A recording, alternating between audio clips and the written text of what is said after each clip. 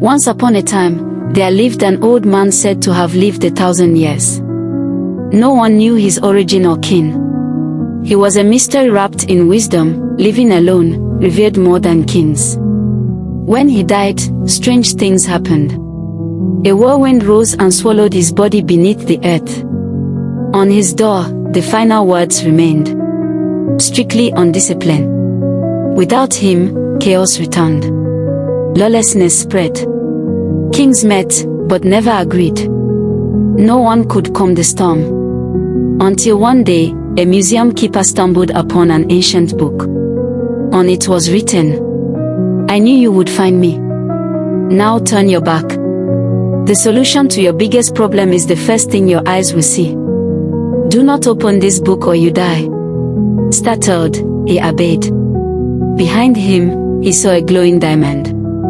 As he touched it, a vision flickered, a boy, sword raised, combing the sea. For 7 months, the keeper searched for the boy across mountains, kingdoms, and waters. When enemies blocked his path, the diamond shielded him, unleashing chaos upon those with evil intent. At last, he found the boy.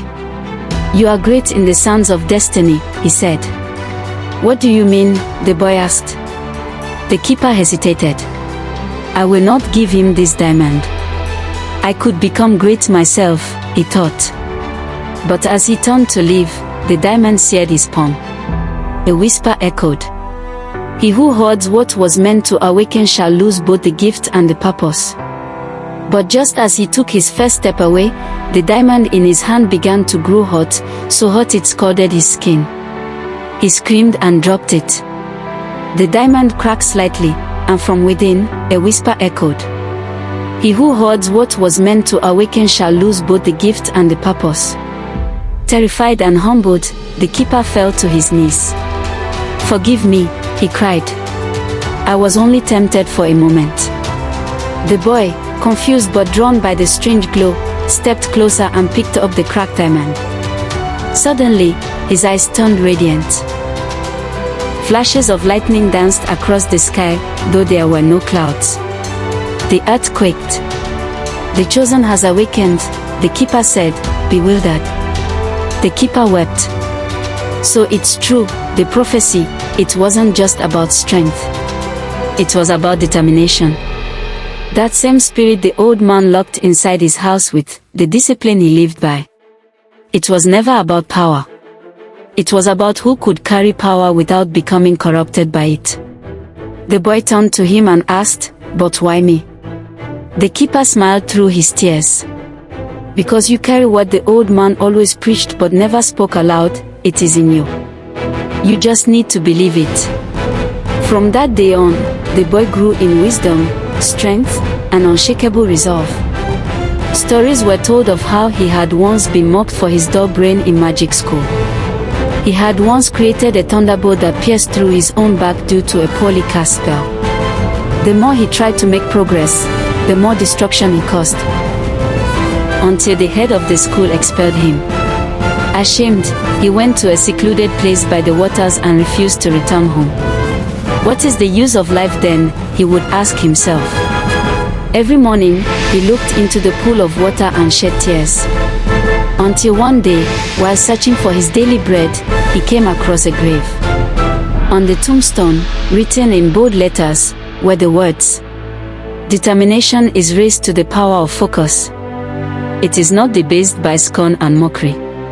It is contained in the scroll of Chronicles." Our legends tell the story. He immediately set off for a cave where he knew the scroll of Chronicles was kept. Days turned into weeks, and weeks into months. He was determined to read every book he could find. Each book held ancient magic, spells he had never been taught, secrets buried in time. With every book he finished, mysterious events followed, trying to stop him. One book triggered great darkness in the cave. His spells failed. But when he mumbled unintentionally, a small flame sparked at the far end. That spark gave him hope. He faced rockfalls, terrifying visions, waterfalls, and skeletons that rose to fight him. Most of the time, his magic didn't work. But the simplest, sometimes even silliest actions, clapping, laughing, whispering, would open the way forward. Repeating the same trick twice only brought harsher challenges. Still, he did not stop. He had come too far to turn back. He mastered book after book, even while doubting his own power. Then one day, he stumbled upon a book titled, Why My Magic Has Never Worked on Me. As he opened it, a deep, mocking voice boomed. You will not go home from here. You will die. The voice laughed cruelly. You may try any spell only once. If the rocks continue to crumble, you will die. It was a deadly challenge, but he was determined. He shouted with all his might, eyes closed, already accepting his fate. But to his surprise, the entire cave was restored. A thunderous voice echoed, I told you, it is in you. You are magic itself. His garments were transformed into glowing robes.